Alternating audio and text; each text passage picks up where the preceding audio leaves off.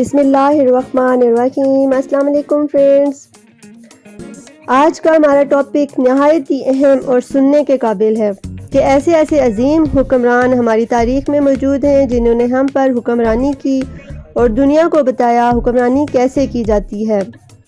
آج ہم اس میں سے ایک مسلم حکمران سلطان محمد محمود الفاتح کا کریں گے۔ استنبول جو 2020 سال سے زائد آیا صوفیہ عیسائیوں کی حکومت کے ماتحت رہا۔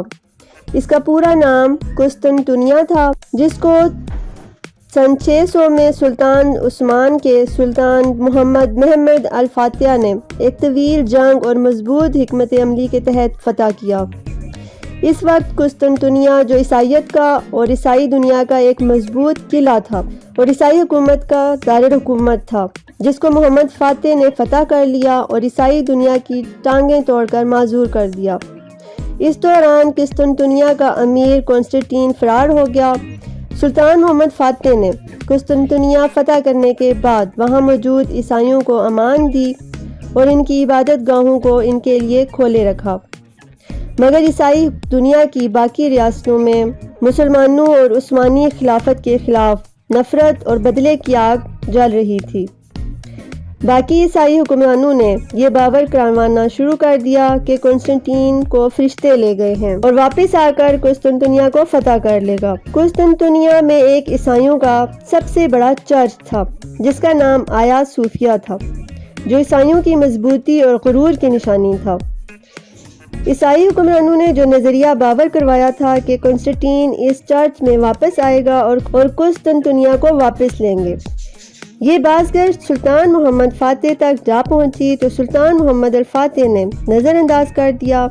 کچھ عرصے میں یہ بازگشت شدت اختیار کرنے لگ گئی اور عیسائی حکمران اس کا فائدہ اٹھانے میں لگ گئے، تو سلطان محمد محمود نے آیا صوفیہ کو عیسائی دنیا کا سب سے بڑا چرچ اور ان کی طاقت کی علامت تھا، اس کو مسجد میں تبدیل کر دیا۔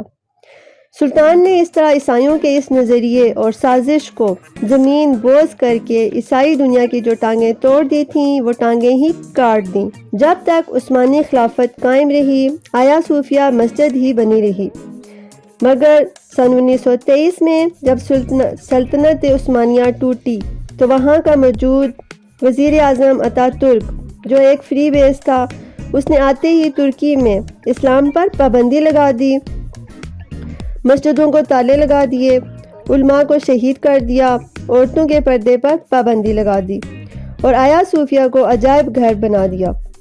مگر اب سال 2020 میں دوبارہ سے آیا صوفیہ کو مسجد میں تبدیل کر دیا گیا ہے۔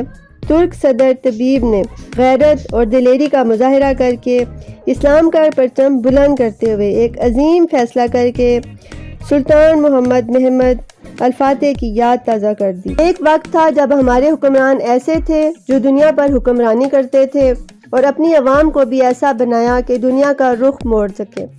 یہ وہ دور تھا جب مسلم سلطنت ٹوٹ چکی تھی، مگر ایسے عظیم انسان اللہ نے پیدا کیے کہ مسلمانوں کا کھویا ہوا مقام واپس لے کر آئے۔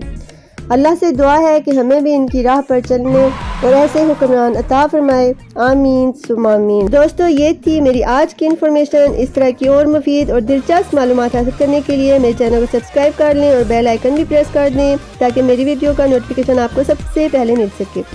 اس کے ساتھ ہی ابھی اجازت، خوش رہیں اور خوشیاں پھیلائیں۔